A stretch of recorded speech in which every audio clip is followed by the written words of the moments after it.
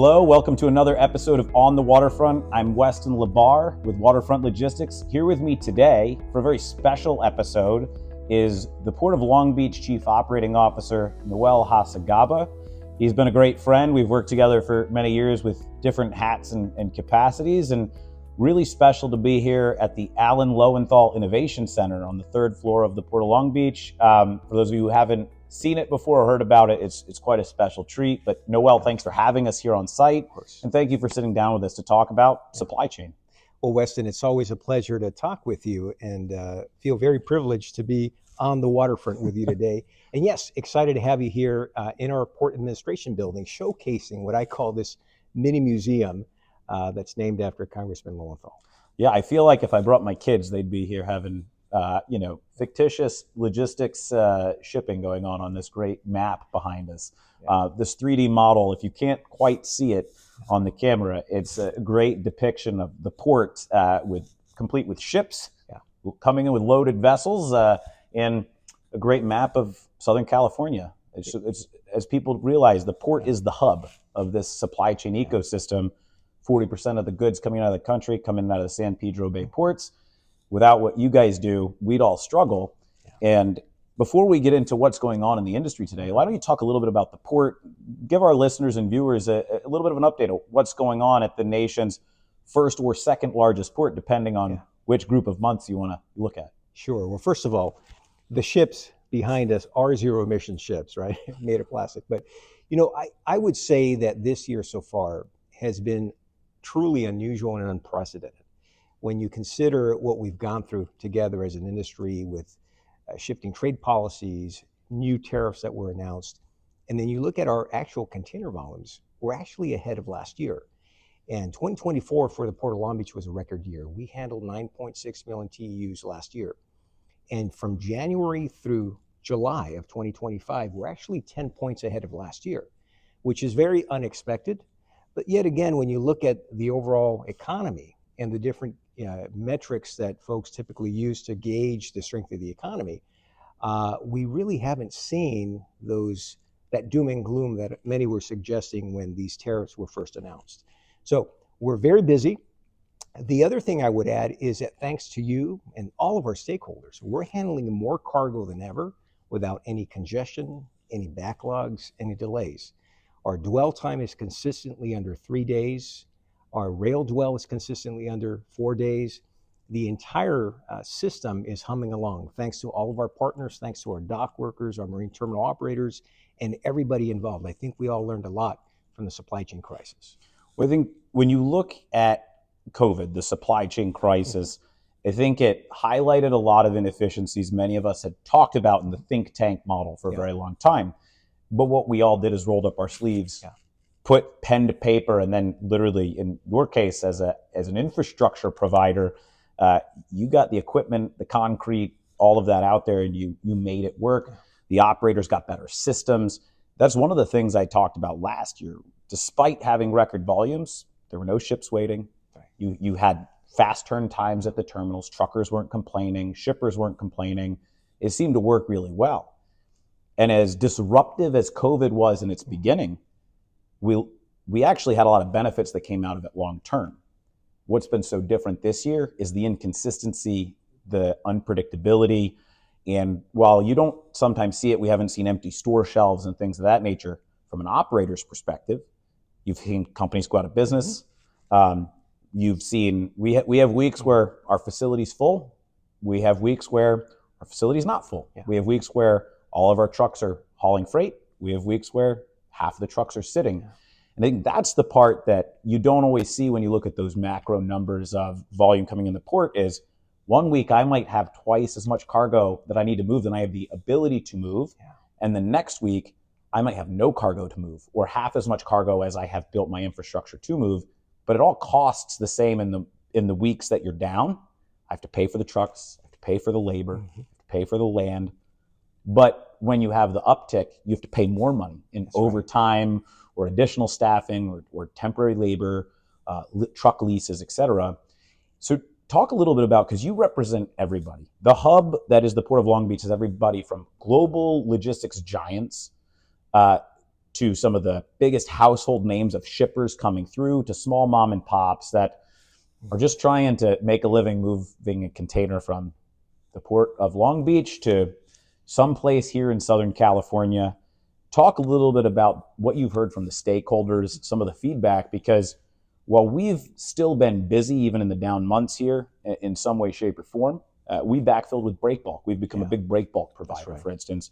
There's other seaports that haven't seen that, and you've seen operators that do service this port go out of business, but maybe it's because most of their operations are in a place slightly north of here that have had even more volatility. Yeah, and I think that's a good assessment, Weston. And I don't want to overlook or minimize the impact that this uncertainty has had on different segments of the supply chain. When you look at the freight recession within the motor carrier industry, for example, we have seen some major companies, unfortunately, exit the market. Mm-hmm. And that's because of the feast or the famine, right? There are times when we have these significant peaks in volume, and then there are days and weeks where there's no volume at all. And that volume isn't being dispersed across the stakeholder community. So I think it's an important point. Macro-wise, yes, busier than ever, no congestion, no backlog, no delays. But when you talk to the shippers, when you talk to the shipping lines and the terminal operators, it's the uncertainty. It's not knowing what's coming next. It's not knowing whether the current tariff schedule is going to stick or not, whether there's going to be another pause, whether it's going to be deferred. That uncertainty has the effect of essentially paralyzing a lot of important business decisions. Now, as a port, as you said, we deliver infrastructure, right? Our core mission is to offer the best infrastructure we can to support the nation's transportation system. So even in crises, we continue to build, we continue to invest.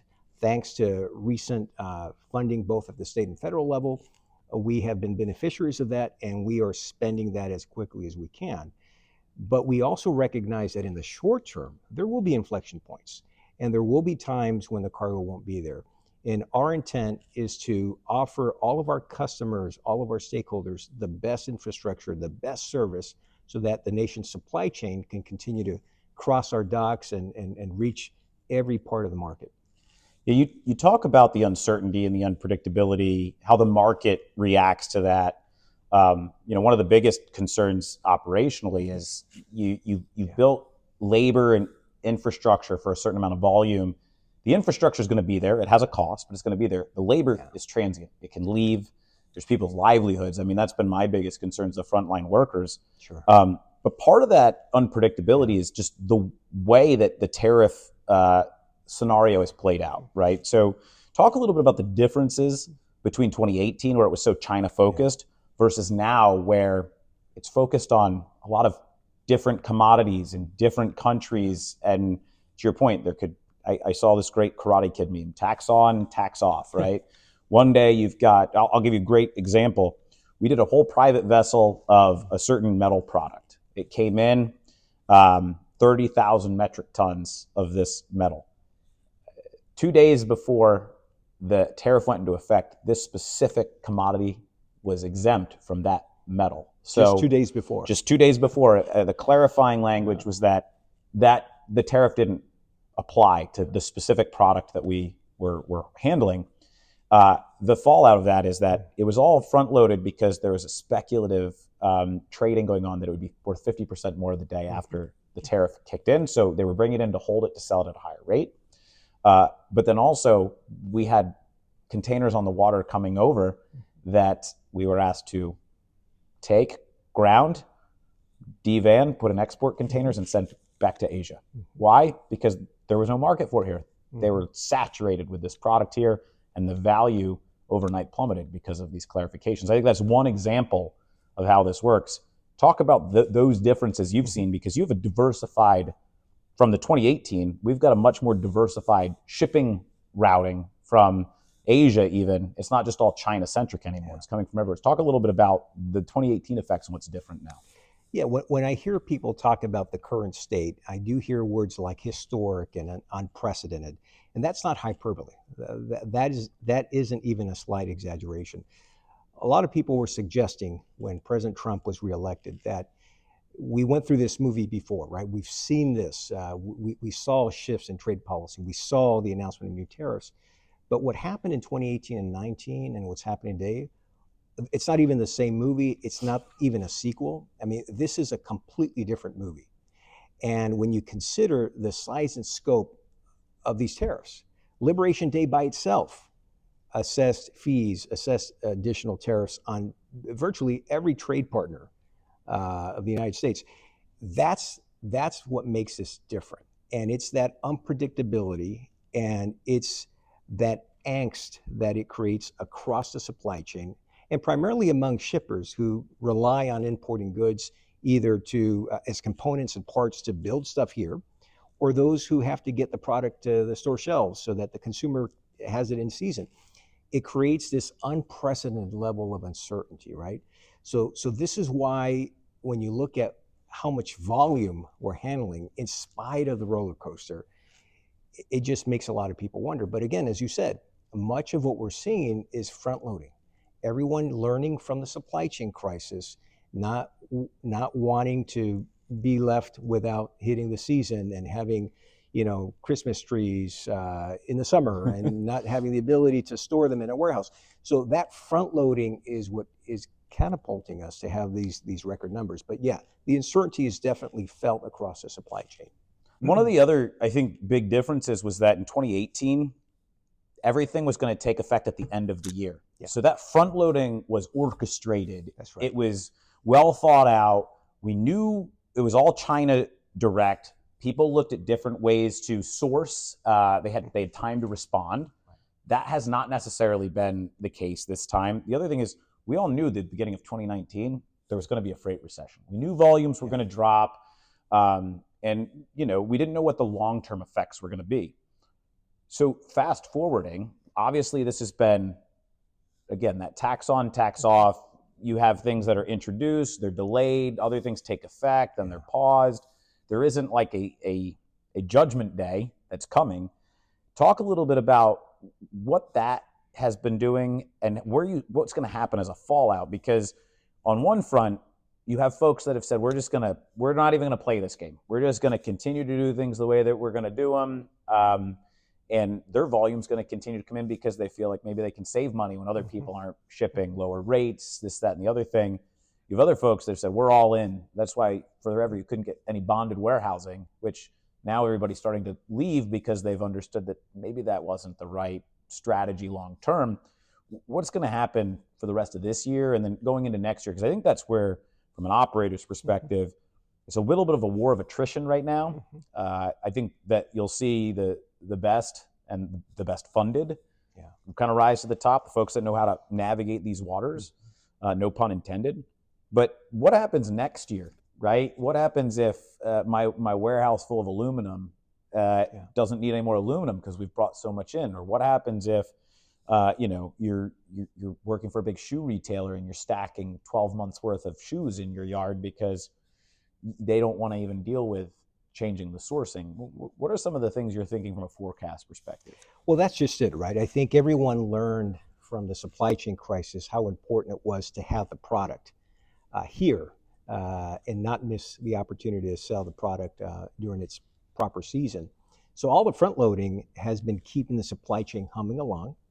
And the strategy or the tactics that most shippers are employing is just that. Just get the product here and mitigate any risk of additional fees, increased tariffs. But as you pointed out, there's only so much warehouse capacity and there's only so much product and inventory that these shippers can actually store, because keep in mind, there's a carrying cost.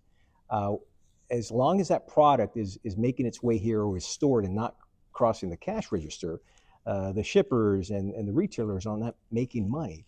So they've got to keep that in mind. So at a certain point, there's going to be enough inventory and the winds may change. So your question about what I think is going to happen the rest of the year, well, when you look at what's happened so far in calendar year 25, the first 4 months of this year, fast and furious. In fact, Port of Long Beach led the nation. Between January and April, we led the nation among other ports in terms of containerized volume. We saw our first dip year over year in May, the first in 12 months. That decline was sharper in June, but then in July, bounce back. It just bounced back, right? So we had our third strongest month ever, our strongest July ever. The Port of Los Angeles eclipsed the million TEU mark for a single month for only the second time.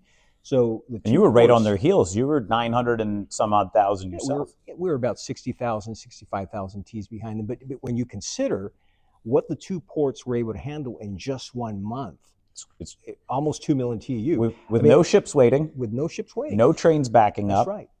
And no truck congestion, which I want to just hit home on that. That's right. And again, thanks to every member of the port community, from the dock workers to the terminal operators, the truck drivers, the railroads, everybody came together. And I think that was the secret sauce that we all discovered during the supply chain crisis. We know who to call. We know how to coordinate better. We know how to communicate who to call when we see that influx of containerized cargo. And we've gotten smarter as well in terms of sharing data. We've got more sophisticated information systems, such as the Supply Chain Information Highway here in Long Beach. We've gotten smarter about how to handle these peaks. But when you look at the rest of this year, Weston, so from January through July, we're about 10 points ahead of last year, a record year for us. If nothing changes and the patterns in cargo flows continue, we may end up the year flat or just ahead of last year. And it would be remarkable, right? It would be probably the least likely scenario that folks were suggesting late last year, early this year, in light of all these tariffs. So I'm feeling pretty optimistic that the cargo volumes will continue through the end of the year. The real question mark is what happens next year? Yeah. What happens in Q1 of 2026? Will the inventory levels basically lead to a slowdown in cargo flows? Of course, we have our traditional peaks. We've got Lunar New Year and the buildup ahead of that. But what happens in Q1 and Q2 of next year is going to be very telling for the long-term sustainability of not just the supply chain, but the economy. What's funny during COVID, it was always, this is the new normal. And what I think we've learned is there is no normal. Normalcy is gone. We have a much more agile and reactionary supply chain. But what I think is interesting, and you brought this up, is the port imports predominantly are usually a 6-month leading indicator of where the economy's going because it's predicting consumer behavior. And now we have decoupled that as an economic indicator because the activity that's happening in our nation's seaports is not necessarily an indication of what's going on from a purchasing perspective. It has more to do with what a shipper believes they can do from an inventory perspective, speed to market, as well as what is the better business model? Do I warehouse something for maybe 6-12 months just to know I have it? Or do I pay a higher tariff and still try to have a just-in-time model? And I think that's the biggest thing that's probably shifted is imports are no longer the leading indicator as to where the economy's going.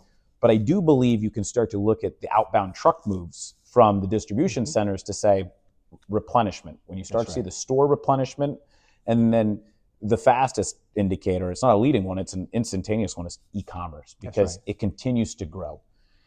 Talk about what you guys have done in the e-commerce realm, because I think you guys have done a lot of work from the pandemic forward to try to create faster, more predictable e-commerce programs with specific terminals who want to do it, specific ocean carriers. And that's not going anywhere. In fact, that's where things are continuing to increase. I have packages at my door every day. We'll talk a little about the programmatic stuff, and maybe we'll get into some of the infrastructure that's made that work. Yeah, so e-commerce, speed of market, you hit it right on the head of the nail. That's what we're chasing, right? It's finding a way to support a supply chain that enables our shippers in the e-commerce space to be successful. I mean, the strategy behind e-commerce is very interesting. It's all about placing the product closer to the end consumer. You're not necessarily trying to target when that product's going to be purchased. It's about having it there when it's ordered, when someone pushes the purchase button right from home. And so what that has done, to your point about whether or not imports continue to be that leading indicator of overall consumer spending and the overall health of the economy, e-commerce has revolutionized that, and it continues to change that. The other thing it's doing is that it's opening new markets, right? So when you think about the impact of these tariffs globally and how the global landscape is shifting, in 2019, before the supply chain crisis, China by itself accounted for about 70% of the Port of Long Beach business. Today, that's down to 60%. And you have countries in Southeast Asia like Vietnam that have made up much of that difference. But then you're seeing other trends, Weston. You're seeing product that's making its way overseas. It arrives through Southern California, and then it's transported via truck to places just south of the border in Mexico. It's stored there for weeks or months. And then that hub in Mexico ends up being a strategic point for e-commerce fulfillment. So we're beginning to see a lot of different strategies, a lot of different trends that you didn't see before. So going back to your question, as a port authority, what we aspire to do is support the fastest, most reliable, most predictable, most sustainable supply chain. And the way we're going about it is by building out our rail infrastructure, by expediting gate moves at our terminals, by ensuring that our terminals are quick to open gates, be more flexible, by opening earlier, closing later, working on weekends, creating that overflow surge capacity. So we're doing everything that we can from an infrastructure standpoint to support what we now call that e-commerce supply chain. Yeah, and last question on this before we get into Pure B Rail and Information Highway and some of the things you've teed up perfectly for me here. So during May and June, when we had those low months, a lot of people didn't understand just because it's not coming from China doesn't mean it didn't come through China. So can you talk a little bit about what's happened with vessel strings and the transshipment port? Because a lot of the movement out of China, right? The China plus one or whatever the strategy, maybe it's coming from Cambodia, Malaysia, Korea, Vietnam. A lot of times it's going on a feeder vessel to one of the major Chinese ports and to get onto one of the mega ships, which is one of the big reasons we have this infrastructure being built. Right. So if you have a situation where 3 or 4 days no vessels leave China, that means that product coming from other countries didn't get here either. Can you talk a little about just on the, because I'm not as plugged into this as you are, very few people are, the global shipping community and how they do their routing has changed dramatically based on the fact that there may not be ships leaving from China one day or the next. Never seen that before. What are you seeing and what do you think is going to happen as you are constantly on the conference and speaker tour, meeting with policymakers in DC, talking with global steamship line executives? What are they saying about that type of disruption? So cargo follows the path of least resistance, right? And anytime there's a shift in policy or there's an opportunity to reduce costs in the global fleet of vessels, the shipping lines are going to jump on it, right? The shippers obviously offer their guidance to the shipping lines, but the shipping lines are always going to look for that path of least resistance, lower cost, speed to market, getting that product sooner at the lowest cost possible, right? So when you think about the global landscape and how manufacturing has shifted, this is a trend that's been going on for over 10 years. China was the juggernaut for decades. We began to notice that slowdown in the early part of this decade, and it will continue. In fact, it started in the last decade, and it's continuing through this new decade. And it's been accelerated because of e-commerce. It's been accelerated because of changes in tariff policy. And I think it's going to continue to accelerate because shippers are wanting to be more strategic and working with the shipping lines, optimize the new ocean carrier alliances, optimize their global fleets. And let's not forget either that there's this 2050 IMO target that everyone is moving towards. Mm-hmm. And so decarbonization is playing another role in that as well. So when you factor all these elements in, shifts in trade policy, the desire to reduce cost, increase speed of market, satisfy e-commerce requirements, and reduce your emissions, decarbonize, it creates narrower and fewer options to get that cargo by checking off all those boxes. And that's exactly what we're seeing. Yeah, and despite what people say, even if we bring quote unquote manufacturing back to the US, we're sourcing all the components from all over the world. We are. Logistics is the modern day manufacturing because you're sourcing folks that specialize in building components. They can build it a lot cheaper. They can build a lot more of Yeah. it. You're putting it together. You're selling it to a market. So even if we bring back quote unquote manufacturing, it's not what it was 50 years ago. That's right. This is when we talk about manufacturing today, I think you have to add the word advanced in front of it. This is not your grandfather's manufacturing Yeah. sector. This is more sophisticated. It's more advanced. It's a game changer, right? You look at factories today, you don't even call them factories. They're more like tech centers. Yep. And the capabilities that you see demonstrated in some of these advanced manufacturing sites is incredible, right? So to your point, uh, those who are building stuff, they're building parts and so forth. They're also looking at this from a supply chain standpoint, and that is, how do I get my product to cost the least amount of money to produce, to store, to transport? And if there is any manufacturing that's going to be repatriated, right, nearshoring, friendshoring, et cetera, it's got to be done in a way that is also uh, done in a way that considers some of these other topics that I just mentioned and how these different themes and topics influence the overall supply chain. But is it going to happen? Any shift in manufacturing, Weston, as you know, is going to take time. Yep. Look, it took China decades to build up and become what it's become, right? Which is this manufacturing juggernaut, this behemoth. It's going to take decades for that to be redistributed either across Southeast Asia or even some of it here in North America. Absolutely. Let's pivot, because you've brought up some of the great things that the port has specifically done to keep things moving, especially as we've seen these surges. Pure B Rail, major investment. You've got massive on-dock rail goals that now this allows you to hit. Yeah. There's been a lot of on-terminal investment, not just in decarbonization, but efficiencies, throughputs, and then systems, which you've had for a while now. You've had the WAVE, which is the report, but now you have this information highway, which is really helping connect stakeholders to be able to share information back and forth to be more efficient. You're the modern day telephone operator, but for data, right? Yeah. Talk about some of the major things that you guys have done, because if you are out there and you don't think things are better than they were 5 years ago, I don't know what world you're living in, but the investments that you've made at a port level, which it's always funny, people say, oh, they're just a landlord, right? But the stuff you're doing, there's a lot of different landlords out there. Some of them give you swimming pools and some of them give you, luxury apartments. Other ones, you're calling the exterminator every other day. You guys are really trying to be the, for lack of better words, the luxury landlord of a port authority. So talk a little about that investment, because it's made a lot of impact into how people do their business. Yeah, I like the question because it's an opportunity to talk about not just what we're doing, but why we're doing it. The competitive landscape for port authorities has changed dramatically. In the old days, the formula for success was simply build it and they will come.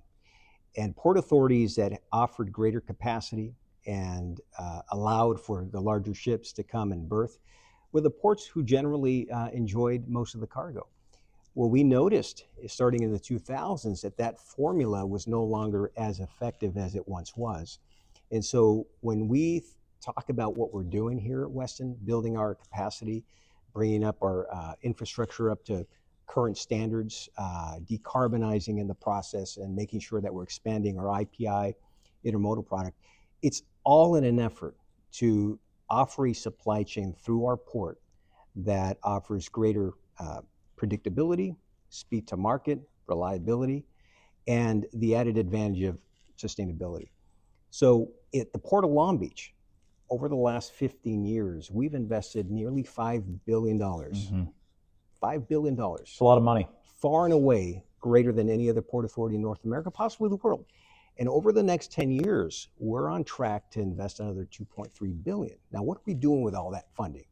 And again, I also want to thank our state and federal government partners who stepped up during the supply chain crisis and allocated historic amounts of fundings, because the Port of Long Beach and all of our stakeholders are going to be beneficiaries of that. Never let a good crisis go to waste, they say, especially when it comes to government allocations. And so we're going to spend every penny that we got and put it, invest it right into the supply chain so that all of our stakeholders can benefit. But you look at some of the projects that we just delivered. The Long Beach International Gateway Bridge, which enables and allows larger vessels to access our back channel. Long Beach Container Terminal, known as Middle Harbor, and what that's done by increasing our capacity here in Long Beach by 30%, and just in time for the supply chain crisis. And if I could just yeah, on that one, yeah. like I was very fortunate. I ran the Harbor Trucking Association when it was Yeah, being built. right. I got to do a lot of things on the back, and I used to film a lot of these types of things on their roof, which was super cool. Can't do that as much today as you could when they were not fully operational. But the big takeaway is that by themselves, they would be the fourth largest port authority in the country. That's behind right. Long Beach. They can't get bigger than the one that they're part of. That's right. LA and New York, New Jersey. So when you think about some of the major seaport gateways out there, Houston, Savannah, the Pacific Northwest, that terminal has more throughput capacity. And especially when you add Pier B Rail, which is, I'm sure, where you're headed, you actually have a standalone port all by itself by modern standards. I mean, and that's incredible. And these projects don't just increase capacity, they are transformative. I mean, look at LBCT. Not only did we add, boost our capacity at the Port of Long Beach by about 30%, but like you pointed out, by itself, it would rank in the top 5 of ports. No question about it. The systems it employs, right? The fact that chassis are now off terminal, which expedites the gate moves. The fact that they're utilizing APIs to better align the terminal operating system with TMS for the motor carriers. These are all features and enhancements that didn't exist before, right? And then you pair something like that up with Pier B, which is going to dramatically increase our on-dock capabilities. LBCT was designed to double their own IPI capabilities. And so when you complement that with Pier B, and then let me go outside the port to just illustrate how transformative these projects are. You look at what BNSF is going to develop in Barstow through their Barstow International Gateway. You're looking at these massive infrastructure projects that are going to dramatically transform the supply chain through Southern California. Yeah. Since we currently sit on what was the Southern California International Gateway project, we're big fans of BIG. BNSF, way to go, put it in Barstow. I'm just kidding. But it's a testament though of the ecosystem aspect of it, right? And I think that what Pier B Rail has actually done is allowed those inland rail ports to be a little bit further away, because you actually want to pick up the rail container on the terminal. You don't want to have to truck it 3-4 miles away to then put it on the rail. And this just continues to go towards a lot of your things. It's not just the operational efficiency. It's not just how do we do more with less, but it's about the decarbonization goals as well. And talk about how all these things kind of fit. I used to say that the fastest way to decarbonize is to be more efficient. How can we move more containers with less trucks? How can we have faster turn times? How can we put more on the rail? These are things that are actually starting to happen. They're coming to fruition. We're never getting there as fast as we want, but again, a lot of it is the baseline that you're creating. You're lifting that baseline with this infrastructure, and you're making it easier for folks to say, all right, now I'm connected to an information highway. I can make my appointments faster. I can get in and out. I can get 3 or 4 containers as opposed to 1 or 2 containers. I can do more on dock rail. But like, these are all major game changers, and they also help you with your environmental goals, which, you're the port of choice now, but for the longest time you were the green port, and you really still are, because between Long Beach and LA, you guys have led the world in port decarbonization. That's right. I think it's the holistic approach that we've taken, right? What separates a port like Long Beach from others, right, is the way we go about developing infrastructure, the way we go about deciding how we're going to invest and what we're going to invest in. We think outside the docks. It's not just about what happens inside our borders. It's how the projects we build inside the Port of Long Beach confines relate to other parts, the key inland markets, for example. It's about inland rail connectivity, for example. And the Port of Long Beach has a resume. In fact, 2025 marks the 20th anniversary of our groundbreaking, trailblazing green port policy. I like to remind folks that the Port of Long Beach was the very first green port in the US and the world and the galaxy. And over those 20 years, we've not only demonstrated a willingness to grow, but we've demonstrated an ability to grow green. When you look at every category of emissions, whether it's DPMs, NOx, SOx, greenhouse gases, every category of pollution is down significantly to the tune of 98% from our baseline year of 2005.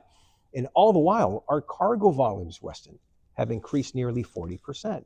So we are an example of what you can do to decarbonize and grow at the same time. And this is why all these investments that we're making are critical, not just to our port and not just to the Southern California supply chain, but how ports around the globe are running and managing their port operations. It's the good neighbor policy. It's about how you can build a community, not just with your industry stakeholders, but your community stakeholders as well. And I think what you've done is you've shown sort of the field of dreams mentality, right? I mean, there were no zero emissions ships. Dockside plug-in, cold ironing, whatever we want to call them, right? They didn't exist. You guys put the infrastructure in. Now that happens, right? It's a requirement, but you made it feasible. You're doing that with truck charging infrastructure, which there's by the end of this year, I joke there'll be more chargers than there are trucks, but you're building the opportunity for people to not have the excuses down the road, or not have an infrastructure, I should say, be the excuse. Talk a little bit about that approach, because not everybody sees it, but what I've seen in my now over a decade working specifically with you and with the Port Authority is that as you go through these processes, as you go through the visioning, not everybody gets 100% of what they want, but everybody, including the community that doesn't realize it, they get a win out of overall the policies that are adopted by the Harbor Commission. So talk about that a little bit, and then we'll go into the last segment of this. Supply chain is the ultimate team sport, right? One of the reasons why the supply chain is not as efficient as it could or should is because it's composed of these discrete segments, each of them comprised of different companies, right, who are laser focused on their bottom line. But here in Long Beach, we've found a way to get everybody to at least steer in the same direction. There's an old saying I like to borrow, and that is that teamwork makes the dream work. And that's been our experience here in Long Beach, working in concert with all of our stakeholders, ensuring that we deliver the infrastructure they need in order to be more sustainable. You mentioned earlier that we may have more chargers than zero emissions trucks. We're not quite there yet, but we are leading the world in truck charging stations, and we're very optimistic that in time we'll have the actual fleet for that. But those are the things that really distinguish the port of choice from the port authorities, is that we put our money where our mouth is. And if we're going to raise the bar and set these aspirational targets, we want to do our part to incentivize our partners to do their part. And that's what's really made the Port of Long Beach not just the green port, but the shining green port of choice. The way I like to look at it is you guys are investing in getting rid of the chicken and egg conversation. Yeah, someone has to, right? Yeah. And we're not afraid to do that. And I think our resume speaks for itself. So we've talked about this year. We've talked a little bit about what may or may not happen moving forward. We've talked about a lot of the great things that you guys have done. And before we move on, if you want to talk a little about the information highway, I think that's one of the things that we need to continue to talk about, digital infrastructure. So I'll give you a chance to do that as well. But after that, what I'd love to hear from your perspective is, like, what are the things that are keeping you up at night, right? Because with all this uncertainty, there are things that I know for me, they keep me up at night, which is good because then I can work on them and try to make sure that though they don't affect me tomorrow. But to your point, this is going to be I think a community-driven, stakeholder-driven approach to try to get through whatever these tough times may be. And tough times could mean more volume than we can handle, or it could mean we don't have enough volume. So well, let me start with that latter part of your question, because one of the reasons and one of the hallmarks of our success as a port authority, and keep in mind, Port of Long Beach has been around for about 114 years, yet we are constantly reinventing ourselves because we see where the market is headed, and we want to make sure we're there, right? There's a quote from Wayne Gretzky that I love, right? What made him successful, what made him a standout in professional hockey, is whereas other hockey players were going to where the puck was, he was always headed to where the puck was headed.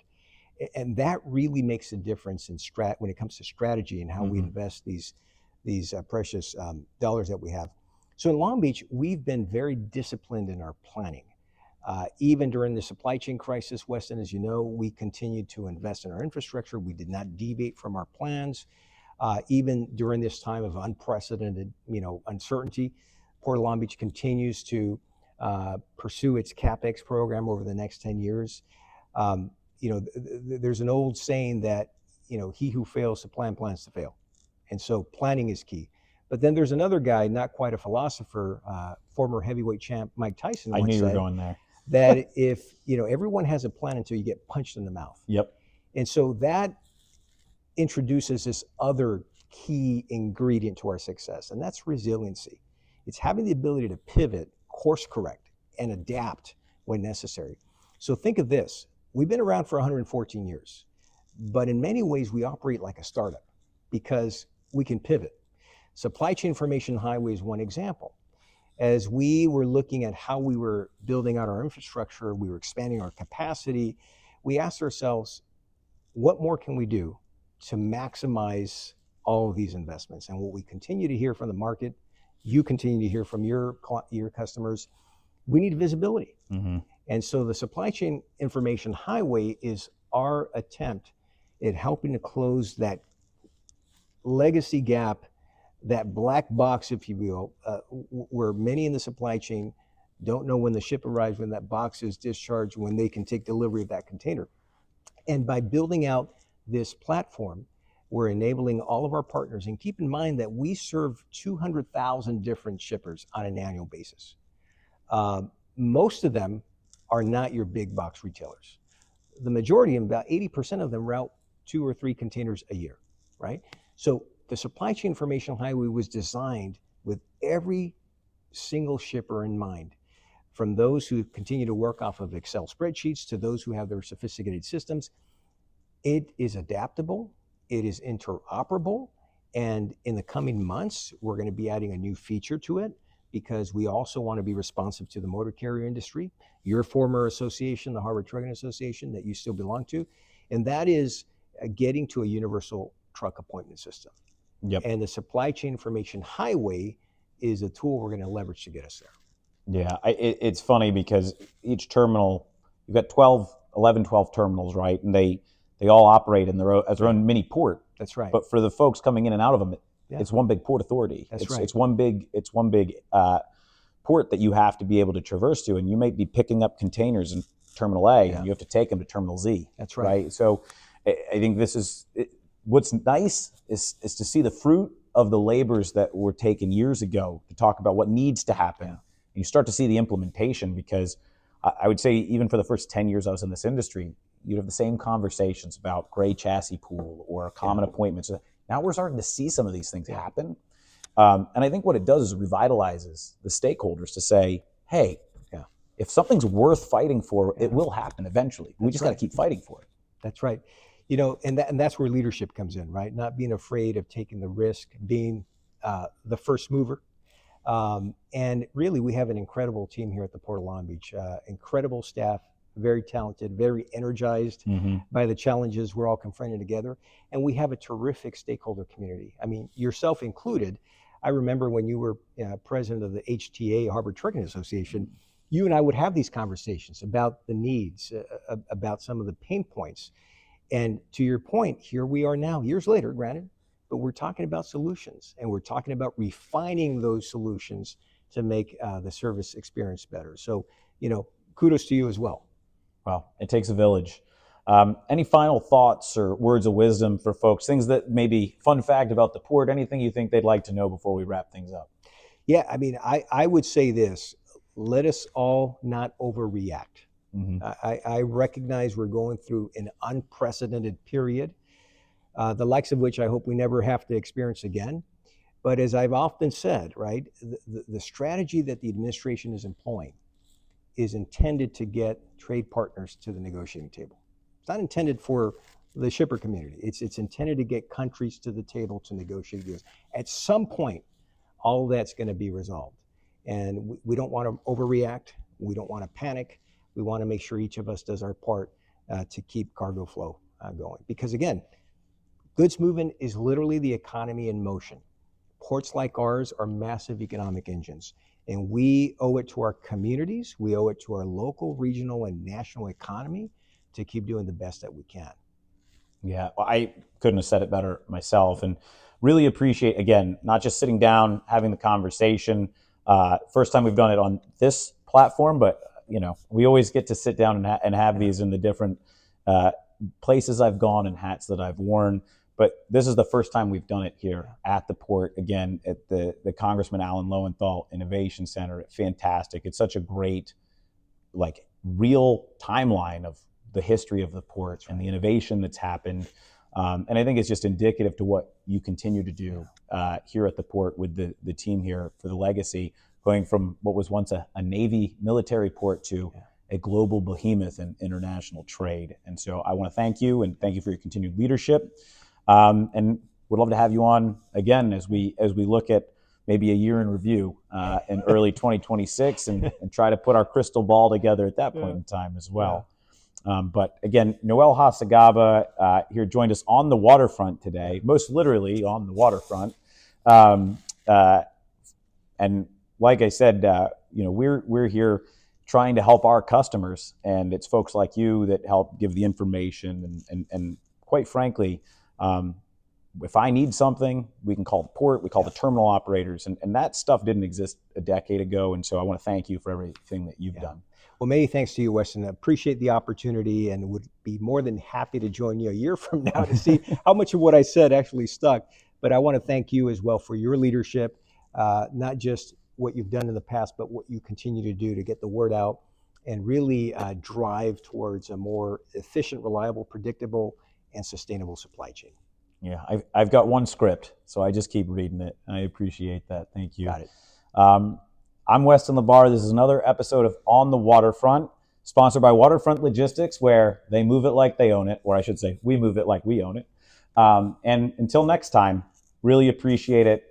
This episode will now go into the books, but again, a fantastic interview with Dr. Noel Hacegaba, Chief Operating Officer from the Port of Long Beach. So thank you very much. Thank you. We'll see you next time.